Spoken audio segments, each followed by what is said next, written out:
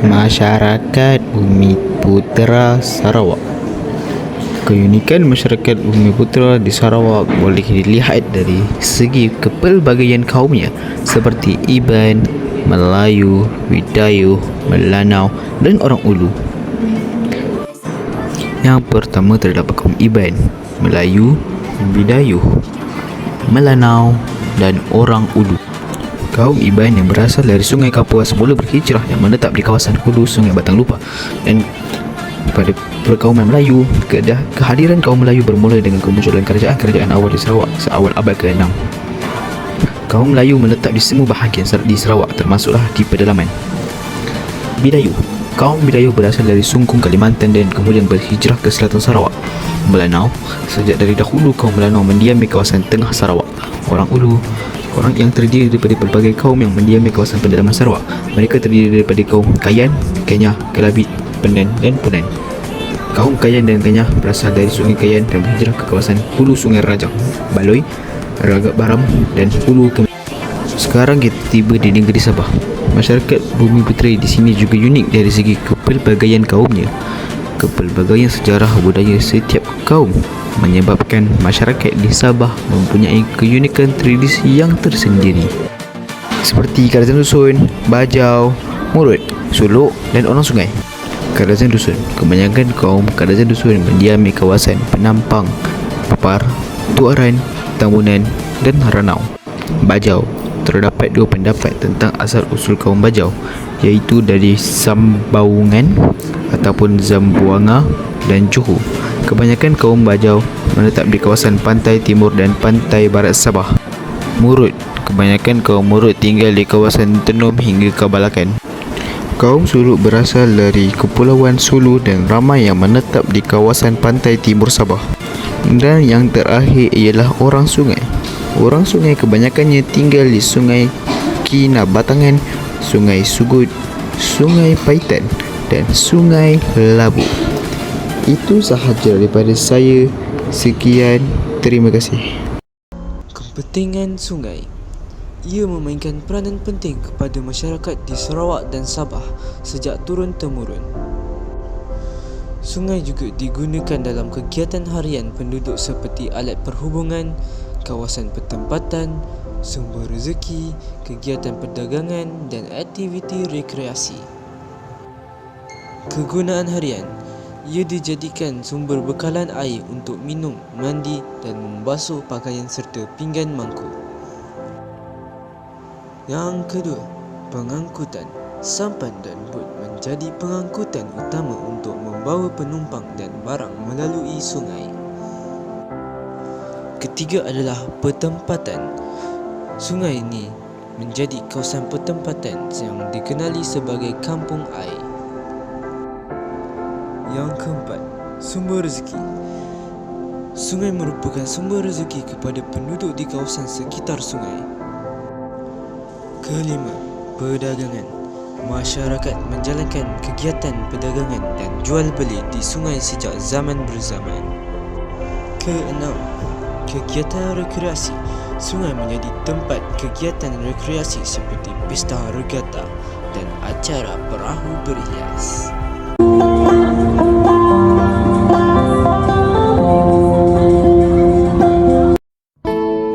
Puak kumbu merupakan hasil kerja tangan kaum Iban yang dibuat daripada kain kapas. Puak kumbu digunakan dalam pelbagai majlis seperti kelahiran, perkahwinan dan kematian. Keringkam merupakan kerja tangan kaum Melayu yang dibuat daripada pelbagai jenis kain seperti kain kapas dan kain sutera. Kain tersebut disulam dengan benang emas, perak dan tembaga.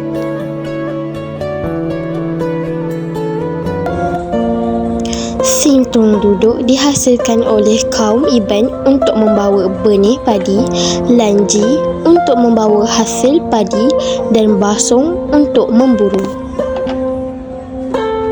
Kaum Melanau menghasilkan penutup kepala iaitu terendak. Terendak digunakan semasa kerja harian dan adat tertentu termasuk pesta kaum. Orang Ulu pula mula menghiasi bakul mereka dengan manik simbol naga, manusia, burung kenyalang dan harimau dihiasi pada bakulnya. Tiang totem dihasilkan oleh orang Ulu yang melambangkan status masyarakat. Hanya mayat golongan atasan boleh diletak tinggi di atas tiang ini. Patung burung kenyalang merupakan lambang kepahlawanan kaum Iban. Ukiran patung ini digunakan sebagai pemberi semangat kepada pahlawan Iban. Patung ini juga menjadi penjaga rumah panjang daripada semangat jahat dan penyakit.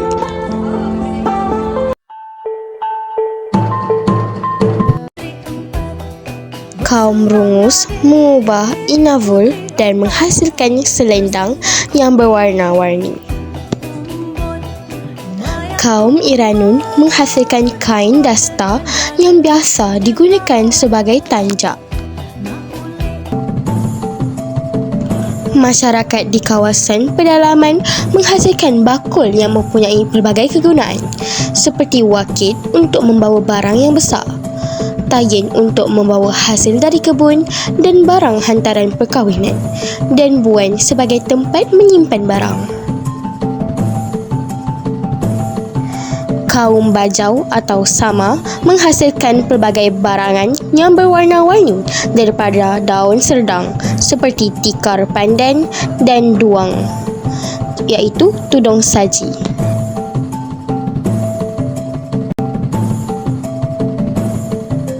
Kaum Bajau atau Sama masih mewarisi cara pembuatan barangan besi seperti guk, badi untuk memotong rumput dan pida untuk upacara perkahwinan. Perayaan Sarawak. Di Sarawak terdapat pelbagai perayaan mengikut kaum seperti kaum Iban, Bidayu dan orang Ulu merayakan pesta menuai atau gawai Dayak. Iban pula upacara miring ketika gawai Dayak. Upacara ini dilakukan untuk menyatakan rasa terima kasih pada putera atau Tuhan. Uniknya gawai Dayak ialah acara kumang dan kakeling gawai, iaitu pilih ratu paling cantik dan jejaka tampan. Kaum Bisaya dan Kadayan pula masing-masing mengadakan pesta babulang dan makan tahun. Pesta babulang merupakan pesta menuai, manakala makan tahun diadakan sebagai tanda kesyukuran atas hasil yang diperoleh oleh petani. Kaum Melanau pula mengadakan pesta kaul yang bertujuan untuk mengelak malapetaka buruk oleh roh jahat yang dipanggil sebagai ipok.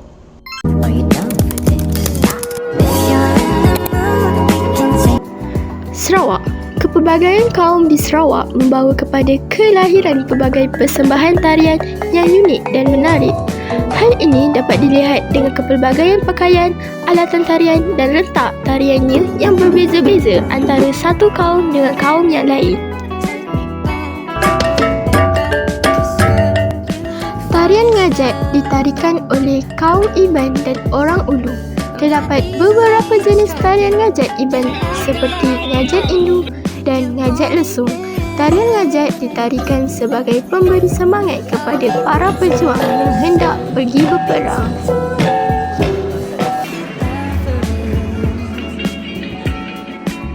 Tarian Datuk Julid. Tarian ini berasal daripada kaum orang Ulu. Tarian ini sebagai lambang kegembiraan dan terima kasih.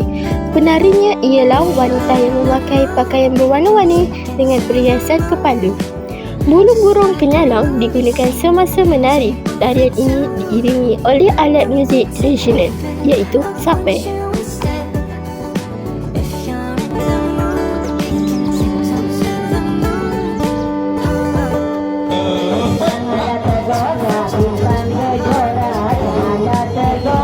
Bermukun merupakan acara bergendang. Keunikan bermukun ini ialah gendangnya yang dipalu oleh wanita dan penarinya hanya lelaki. Tarian ini biasa ditarikan semasa majlis perkahwinan. Semasa bermukun, para pemukul gendang akan berbalas pantun.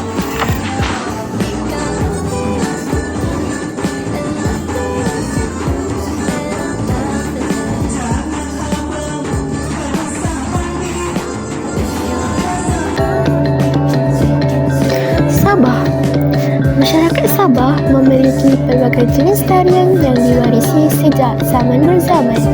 Setiap kaum memiliki tarian yang unik dan berbeza daripada satu kaum dengan kaum yang lain. Begitu juga halnya dengan hiasan baju penari, peralatan yang digunakan dan gerak tarinya.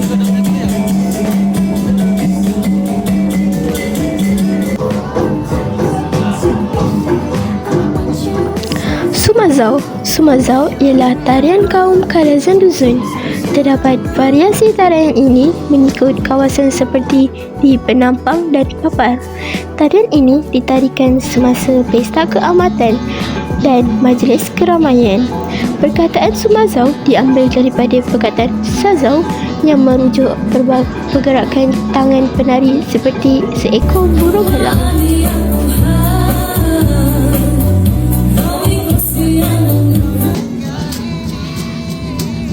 Magunatip. Tarian ini ditarikan oleh kaum urut di kawasan pedalaman.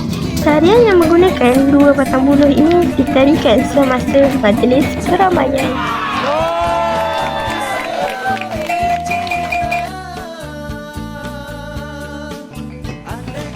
Limbai. Tarian kaum Bajau sama dari pantai barat Sabah ini ditarikan secara berpasangan.